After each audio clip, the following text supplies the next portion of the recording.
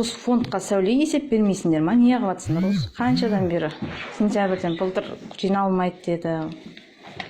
Саған сәлем демей айтып жүрмей ма, мұғалімдерге солай айт, осындай есеп береміз ғой басшыларға біз.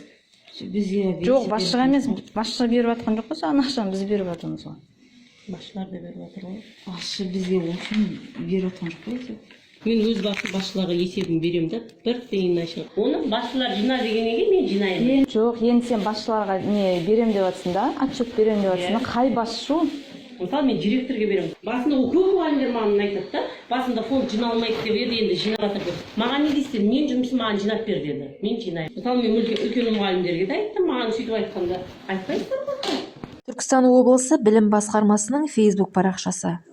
Түркістан қаласы әкімдігінің адами капиталды дамыту бөліміне қарасты Сәкен Сейфуллин атындағы нөмірі 4-ші мектеп-лицейі қызметкерлерінің қатысуымен YouTube әлеуметтік желісіндегі қорға ақша жинау фактісі түсірілген оқиға жарияланған бейне түсірілім бойынша төмендегіні мәлімдейді. Түркістан қаласы әкімдігінің адами капиталды дамыту бөліміне, бұдан әрі білім бөлімі қарасты Сәкен Сейфуллин атындағы нөмірі 4-ші мектеп-лицейінің мұғалімі қорға ақша жиналып жатқандығы туралы бейне түсірілім жасаған.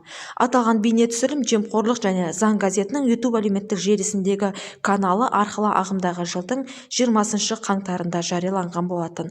Қазіргі таңда осы іске қатысты Сәкен Сейфуллин атындағы нөмірі 4-ші мектеп-лицейінің директорына түсінігі алынып, білім бөлімі бейнежазбада көрсетілген фактілерді тергеп-тексеру үшін құзырлы органға жолдады. Аталған жұмыс қорытындысы білім бөлімімен қосымша жарияланатын болады. Келіп түскен жазбаға сүйенсек, тек Сәкенде емес қой қорға ақша жинайтындары.